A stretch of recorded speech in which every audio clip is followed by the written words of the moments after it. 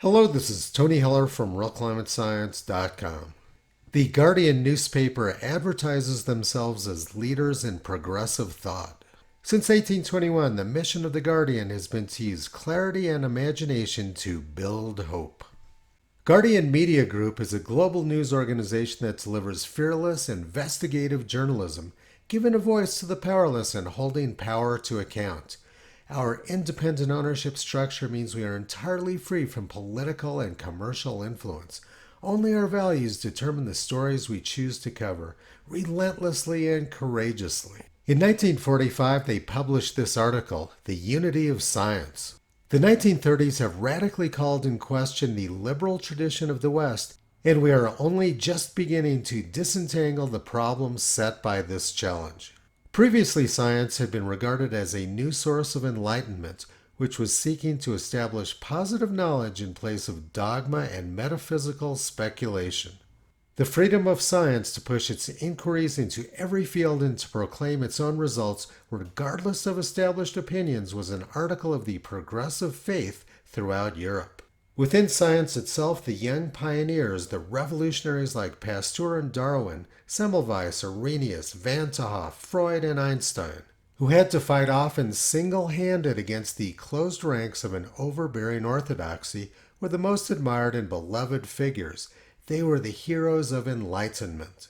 Such aspirations and ideals were set aside by a conception of science which appealed to social sentiment and aimed above all at material welfare. This radically utilitarian view of science, bent on subjecting research to a disciplined process of planning, gained considerable support from the example of the Soviet Union.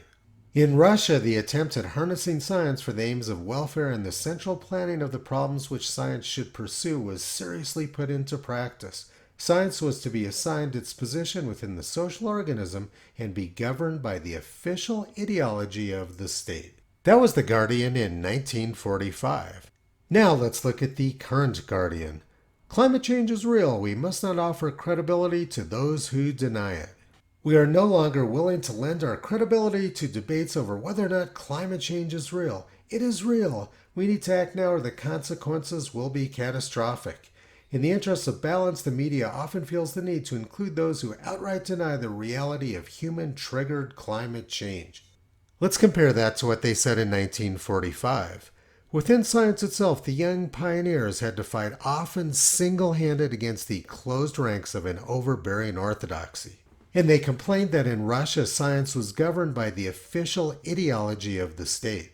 Since 1945, the Guardian has become everything they used to claim to hate. They are now part of the overbearing orthodoxy and the official propaganda of the state. In 1945, they called for the freedom of science to push its inquiries into every field and to proclaim its own results regardless of established opinions. And now the same newspaper will only print opinions which fall in line with the official propaganda of the government. The Guardian doesn't bring clarity, imagination, or hope. All they bring is fear-mongering and official government propaganda.